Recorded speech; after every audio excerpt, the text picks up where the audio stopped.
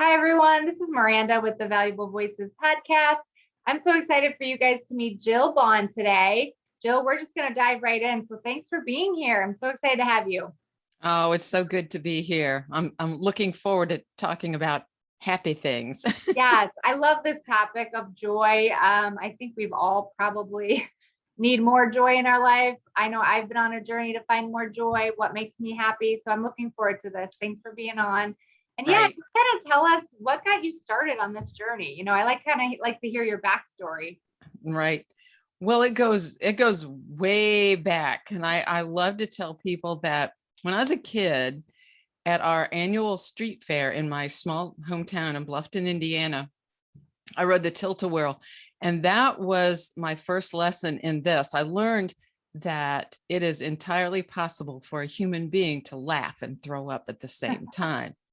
That's hilarious. And later, as an adult, I realized that, you know what, that is not a bad lesson, that sorrow and joy, tough times and joy really can travel the same life, right hand by hand, just different sides of the same coin.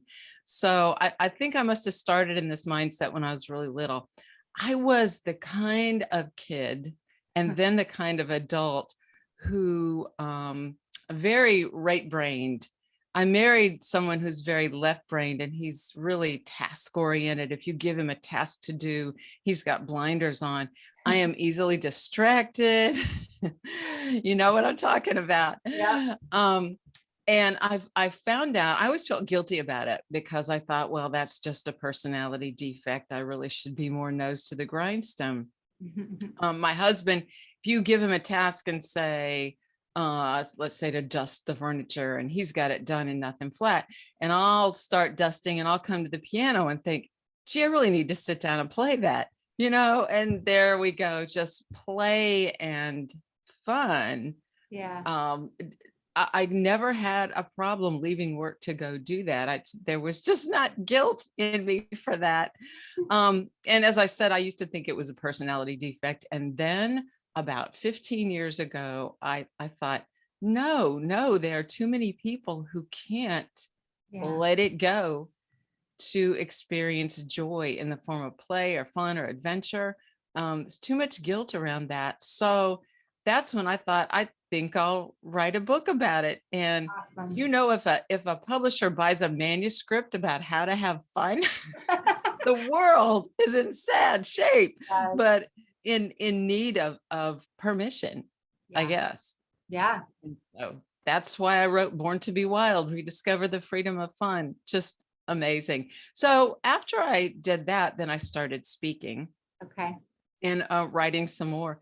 Then podcasting just started to sound, as you understand, Yeah. so great. I love to tell stories and Mhm. ask questions, and this was the perfect medium. So that's why I started this. And I love to tell stories, and know that these stories can reach far more people than a speaking engagement Right. could. Right. And my podcast started the first week in March 2020. Oh, wow. I know that's either really good timing or really horrible timing. I'll call it good. Yeah. That's the way I choose to think of it. And it has been a ride. Fun. Just so much fun. It's only 10 or 15 minutes long, very, very short. Yeah. So that So tell us seems, the name and where to find it. the podcast is called Find Joy No Matter What. Mhm. And just about anywhere you listen to podcasts, I love that. you can find it. So you can also find it on my website. Okay. That's jillbaughan.com. And you just click on podcasts and you can Okay. get it there. Yeah. Perfect. So what would you say about joy? Again, don't you feel like it's kind of a choice? It's a mindset? Oh, absolutely. Yeah. I read a book by an author named Tommy Newberry, and it changed one sentence in that book, just changed everything. It changed the trajectory of what I do. And he just talks about how it's necessary to have a mindset Yeah. of joy. that it requires mental discipline. And when I first saw the phrase mental discipline, I thought, oh man, sounds like low carb thinking. It sounds like no fun whatsoever. Right. But that's really not the case. It's just a matter of focus. Yeah. And he's so right that that mental discipline really precludes a life of joy, that you choose your focus. Yeah. And sometimes it sounds so hokey, that, if you just think it, you'll be happy. And that's not true. Yeah. But I do think it's an act of mental discipline. Now, some people are naturally, and I think Gretchen Rubin, author Gretchen Rubin, and other people, I've read this different places, that some people feel like, well, you're either an Eeyore or a Tigger. Right. And somebody asked me one time, don't you think that some people, it's just harder for them? And I thought about it for a minute and I said, yeah, I do. I Sure. think part of it, but from what I've read, the research says that maybe 30% to 40%, that's your wiring. Maybe 20% is whatever happens to you. Your circumstances can make you sad. Sure. But it was so encouraging to this lady to hear the rest of it is your choice. Yeah. That we do have a choice in it. So Yeah. some people find it easier, but Sure. What are some of your favorite things to do to bring you joy? oh wow. That's a long list. But I will tell you, what can bring joy in tough times. Yeah. Most people find it pretty easy to be up when Sure. things are going well. One technique I learned a long time ago from an author, and it was a newspaper article about how her husband, for her 50th birthday, gave her materials for a photo journal. Now, this was before cell phones were really, really popular, but the concept was great. She was going through chemotherapy for breast cancer. So she was going through a really, really hard time. Yeah. And the idea of this was every day you take a picture of something good that happens. I love and that. you put it in this album. And of course, now the way we operate now, everybody's got 3,000 pictures in their phone. Right. But the thing about it is, I think that I urge people to print out. I know that's radical, but you get a little Walgreens app on your phone. And it's real easy, not expensive. But to print out pictures and somehow put them in an album form, because they can be as simple. They don't have to be a photographer's dream. It's just something good. So if somebody comes to your house, just take a picture of them out the door. Right. Take a picture of your feet taking an exercise walk. Take a picture of rain on the window. Take a picture of just anything. And she says on her difficult days, as in, the nausea and just horribleness of chemotherapy, that she took a lot of pictures of her cat at the foot of her bed. Yeah. Sometimes she would get very proactive, and I loved this. She said, sometimes I'll come to the end of the day and I won't have taken a picture. So she says, I organize an expedition, for instance, to Krispy Kreme. Is there Krispy Kreme in Chicago? Yeah. The donuts. Yeah. So you may be familiar with the hot light, the light that says hot donuts now. She said in this article that she said one trip to get a shot of the sign. She said, then another trip to get some donuts. And she said, okay, we got donuts the first time too. But to be so proactive about that, it just focuses your mind. And the reason I tell people to put it in concrete form is that there is nothing quite like keeping a book of goodness by your bedside table. And the last thing before you go to bed is the goodness on your mind. Right. It's so, it's so tempting, I think, to watch the evening news or to scroll, if your phone is next to your bed, and then that's the last thing imprinted on your brain. Right. But this is just goodness.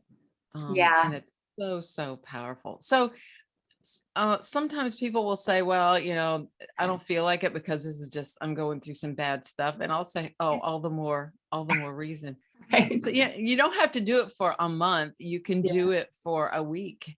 You Right. can do it for a season, or sometimes I've done this before. I have decided I would do it for Advent, Mm. because every year I tell myself, I'm not going to let it get crazy. I'm not Right. going to let it get crazy. It's Right. not going to get crazy. And doing it during Advent just for a second Sure. makes you slow down a Yeah. little bit and focus on what's really important. So I do feel like it has to do with gratitude too, because it's shifting your perspective to be grateful for just those little things. Like something like a sunrise or a sunset just brings me joy, Mhm. or being by the water, or of course hanging out with certain people, right? And again, we have that decision or choice of who we hang out with. Right. And it's like, make sure you're hanging out with the right people, or listening to the right, you talked about news, listening to the right, messages out there. So I love that. Somebody once said, make a list of like whatever, 15, 20, 30, 40 things that bring you joy, and do one of those every day. And it might just be a Mhm. warm cup of hot tea or coffee. You know what I mean? It can be those So simple simple. things, all the way to a beach vacation or something like that I know brings me joy.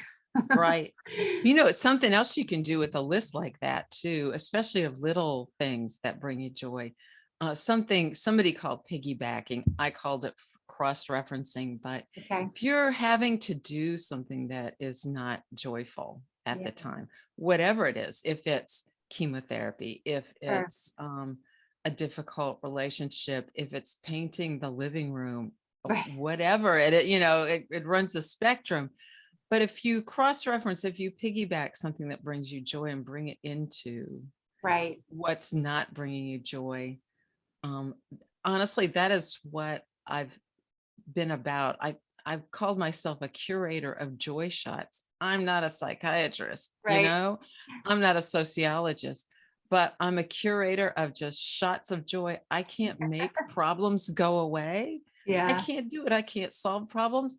A lot of questions I can't answer, Mhm. no answers for them. But boy, if you practice having joy shots, Yeah. just shots of joy in everything that you do, or in the best part of your day, pretty soon you will get pretty good at it. And it's very, very comforting. It makes life so much more pleasant. Mhm. you know I guess I would just say, if you're out there listening and you're not joyful, do something different, right? Maybe it's turning on different music, a different show, a movie, again, hanging out with somebody you haven't hung out with in a while, just shifting something, doing something different probably is something right. I've done. Yeah, It's not always exactly. easy, or ask for help, right? Accountability is huge too. So, Hmm. well, awesome, Jill. Thank you so much. I got to ask this question. You were awesome at sending me a list. So you got to tell me, why did you once rent a chimpanzee to come and play at your house? One of the highlights of my life, I'll try to make this brief. Many years ago, my mom and I were at the Virginia State Fair, and we passed by this booth where you could get your picture taken with a chimp for $5. And I begged my mom, begged her, and she was a lot more reserved than me, Sure. and she just kept refusing and refusing. Now, keep in mind, I was about 35 years old at the time. She was 70. It's not like I was a child. But she refused, and I said, why? And she thought for a minute. She said, well, somebody might look at it someday and think it's a 3-generation photo. Oh And my she goodness. said it with a straight face, not even trying to be funny. So we didn't do it. 20 years later, my family from Indiana was coming down to Virginia for an Oh event. And I my. was lying in bed one night and I thought, here is my chance. You don't often get a chance to redeem a moment like that. But I thought, I am going to do this. So I asked God to send me a photographable chimpanzee. And I did some networking, Yeah. and I actually found one not far from my house, a man who had a zoo. I called him up. I said, here's what's going on. Don't think I'm crazy. He said, no, you're not crazy. The chimp lived in the house with him. Wow. And he said, but it's December. You don't want your mom, your elderly mother by this time, out in the cold. Why don't I bring the chimp to your house? It was so great. So he comes up the sidewalk with the chimpanzee. And I hadn't told my mom until the Oh chimp my God. got there. And I said, Mom, put some lipstick on. I got a surprise for you. Well, this time she was all about it. All about it. Did she remember? Oh, yeah. Oh, Okay. she did. Absolutely.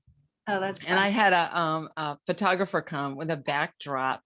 And so the whole family sat down like it was a portrait, and the chimp was in the front. And I said, it's like one of those pictures that you look at from way long ago and you say, Right. I know this is so and so and so and so, but who's the kid in the front? Oh my goodness. I love that. So anyway, the crowning moment of the day was when I sat down with my mom and had that picture taken with the chimpanzee. And I keep that picture on my dresser to Yeah. remind me every single day of that precious moment, that Yeah. joy shot. But it also reminds me there are more of these coming at you today. You Yeah. just have to grab hold of them. I So love that. that's why I did that. Thank you for sharing. I love that. That's just so precious in so many ways. Oh, You guys goodness. check Jill out. I can't wait to listen to more of your podcast. And again, we just need more joy in the world. So I love what you're doing. I love your passion. I love your purpose. So thank you for being on. And you guys check her out, jillbaughan.com. We'll put that in the show notes as well.